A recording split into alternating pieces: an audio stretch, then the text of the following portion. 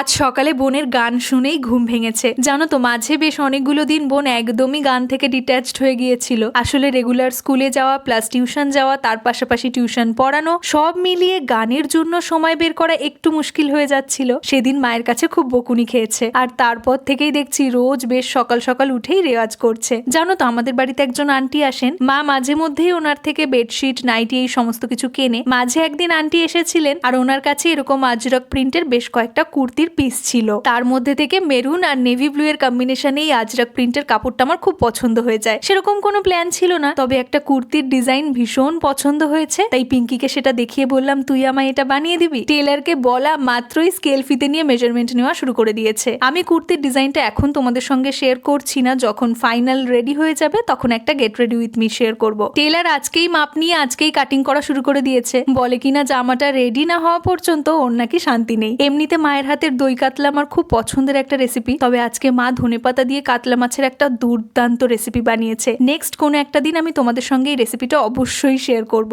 সমস্ত কাজ কমপ্লিট করে পিঙ্কি আর আমি রাতে একটু রাধাকৃষ্ণ দেখছি। তোমাদের সঙ্গে একটা দারুণ জিনিস শেয়ার করছি। বোন এমব্রয়ডারি শিখছে, ইউটিউব দেখেই নিজে নিজে বেশ অনেকটাই করেছে। 2-3 দিন হলো মাঝে মধ্যেই দেখছি সময় পেলেই সুতো নিয়ে বসে যাচ্ছে। কি সুন্দর বানিয়েছে দেখো। চলো আজ তাহলে আসি, দেখা হচ্ছে তোমাদের সঙ্গে পরের ব্লগে। বাই।